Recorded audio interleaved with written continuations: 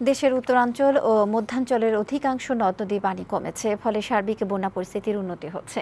তবে কমেনি বন্যার্তদের দুর্ভোগ। বানের পানিতে বসবাসের অনুপযোগী হয়ে পড়েছে গ্রামের পর গ্রাম। মাথা গোঁজার ঠাঁই নিয়ে বিপাকে বানভাসীরা।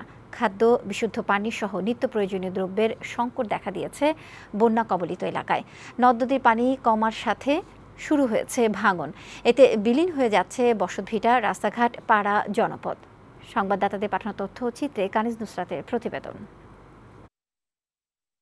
দেশের উত্তরাঞ্চল ও মধ্যাঞ্চলের গ্রামীণ অবকাঠামো কয়েক দফা বন্যায় যেন লণ্ডভণ্ড হয়ে গেছে। বন্যা কবলিত এলাকা থেকে পানি নামতে শুরু করায় দৃশ্যমান হচ্ছে ক্ষতচিহ্ন।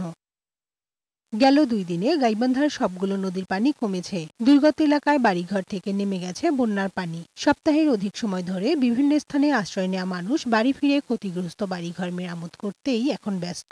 বন্যায় দোকানপাট সব ডুবে গিয়েছিল, ব্যবসায়ীদের অনেক লস হয়ে গেল এই দোকানে। এই বাড়িঘর যত পানি নামি গেছে, বাইরে পানি আসেই। লালমনিরহাটে তিস্তা ও ধরলা নদীর পানি কমায় বন্যা পরিস্থিতির উন্নতি হয়েছে, তবে অনেক স্থান এখনো জলাবদ্ধ। পানিতে ডুবে 600 হেক্টর জমির ফসল নষ্ট হয়ে গেছে।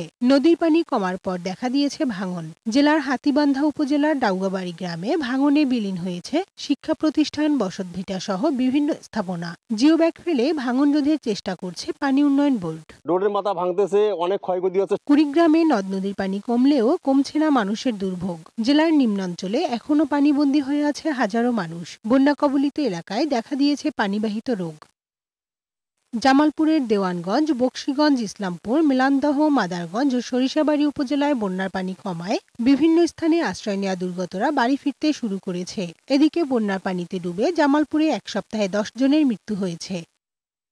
সিরাজগঞ্জের যমুনার পানি কমলেও দুর্ভোগ বেড়েছে মানুষের। কাদামাটি আর বানের জলে নষ্ট হওয়া ঘরবাড়ি ঠিক করতে হিমশিম খেতে হচ্ছে ক্ষতিগ্রস্তদের। সদর, চৌহালি, এনায়েতপুর ও শাহজাদপুর উপজেলায় দেখা দিয়েছে নদী ভাঙন। হবিগঞ্জে খোয়াই ও কুশিয়ারা নদীর পানি কমে বিপদসীমার নিচ দিয়ে প্রবাহিত হচ্ছে, তবে এখনও নিম্নাঞ্চল থেকে পানি নামেনি। বন্যার পানিতে অনেকের ঘরবাড়ি ব্যবহারের অনুপযোগী হয়ে পড়েছে। দেখা দিয়েছে বিশুদ্ধ পানি ও খাবার সংকট। মৌলভীবাজারের কুলৌড়া, বড়লেখা, জুড়ি উপজেলার নিম্নাঞ্চল ও হাকালুকি হাওরের পানি কমছে ধীর গতিতে। এসব এলাকার অনেক বাড়িঘর, ফসলি জমি এখনও পানিতে ডুবে আছে। সুনামগঞ্জে বন্যা পরিস্থিতির উন্নতি হয়েছে, তবে বানভাসী মানুষদের দুর্ভোগ কাটেনি। জেলার সড়ক, মৎস্য ও কৃষি খাতে ব্যাপক ক্ষতি হয়েছে। বেশি ক্ষতি হয়েছে হাওর ও নদী তীরবর্তী বসতবাড়ির। ডেস্ক রিপোর্ট, বৈশাখী সংবাদ।